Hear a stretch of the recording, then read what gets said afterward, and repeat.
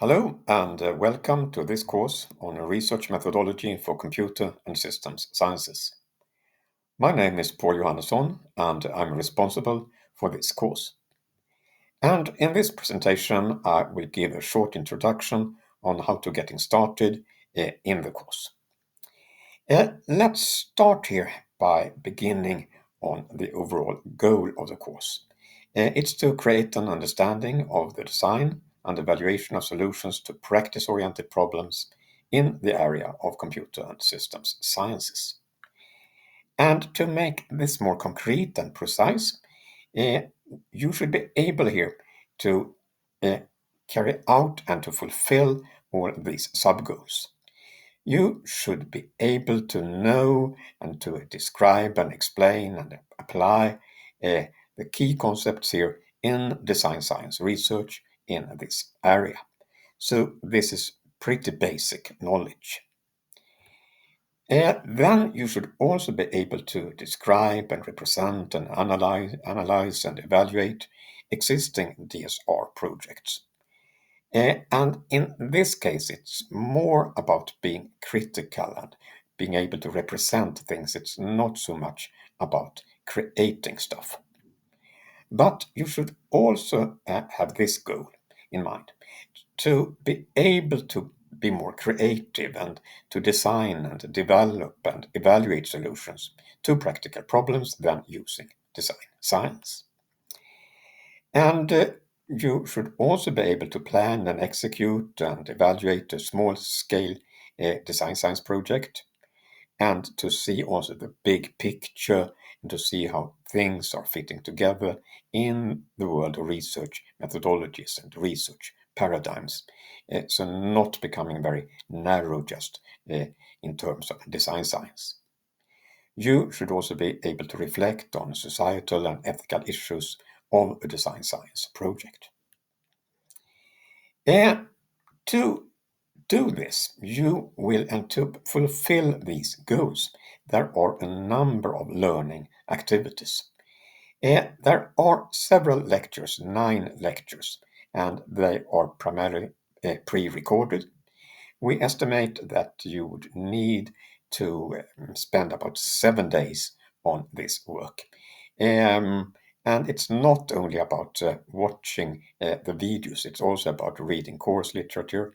We also have some quizzes where you can test your knowledge. So it's about 1 day or a little less for every lecture.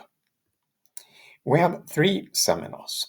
And these seminars, they are not mandatory, they are optional, and we still recommend very much that you actually attend these seminars because you will get some good group discussions and to exercise your knowledge here in some smaller context, a bit simpler than in the project assignment where you will carry out a larger exercise. And the seminars are not only about attending each and every seminar, it's also about handing in an assignment before the seminar.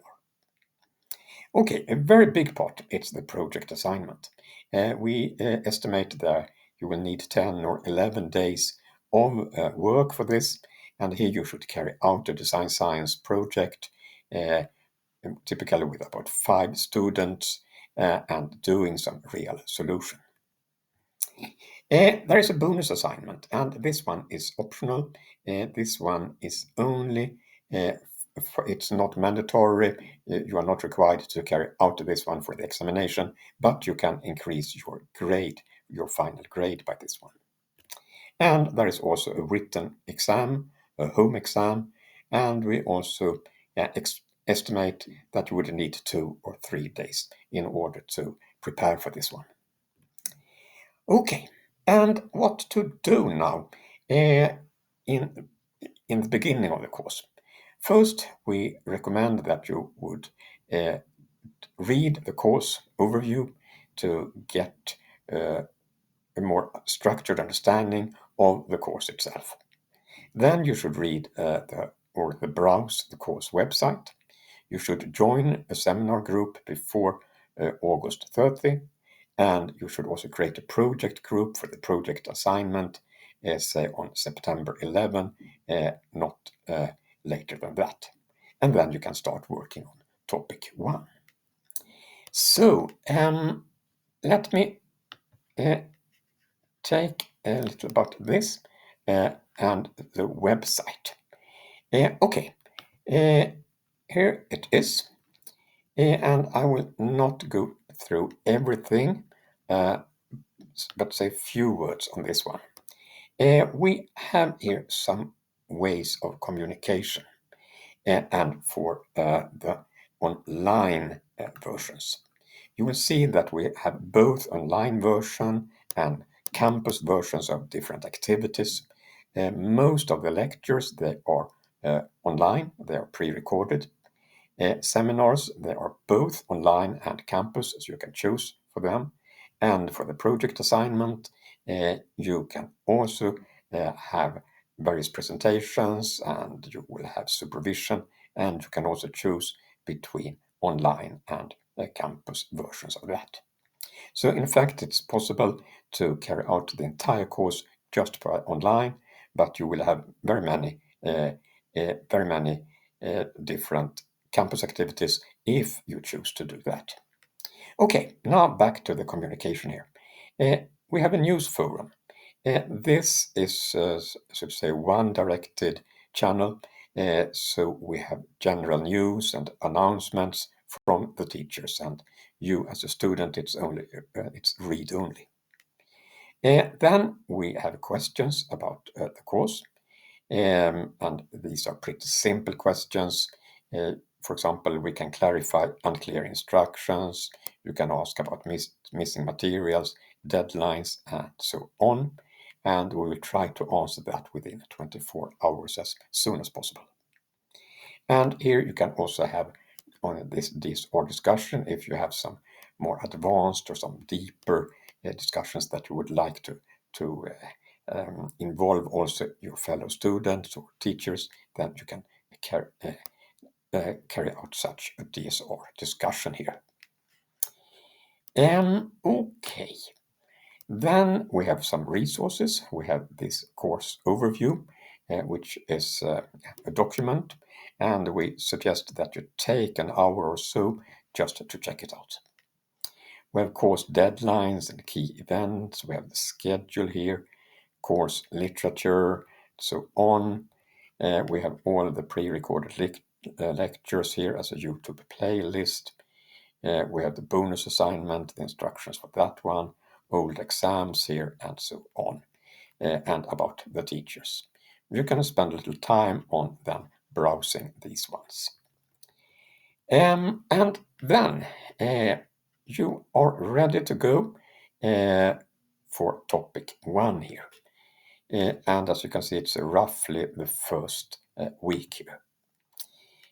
We have for each topic that you have some recommended reading, books and articles here. There is a lecture in this one, and I can click on that one. This is a lecture, a pre-recorded lecture, and there are various ways of look on different formats. For example, there's a Google Slides here, and there's some YouTube there, and you will have different sections or presentations of this lecture here. Maybe I should also tell about this way of watching the various lectures. I think, and most students may think, that the easiest and most convenient way is to have this YouTube playlist. Here all the lectures are there, and you can just select them here, and you can also take them on the mobile devices. So this one is quite convenient, but there are different ways, and you could take a few minutes to check out what would be most preferable for you. Okay, now we could then have a look here again at this topic 1. As I said, we have the lectures here, and we also have a quiz in this one. and this quiz, it's not mandatory, and it's just for you to check out your knowledge and to see if you have grasped everything on this lecture. For example, this quiz 1 corresponds to this lecture number 1. So this is essentially what I wanted to say here. And once again, you are very welcome to this course on the MM2 course. And thank you.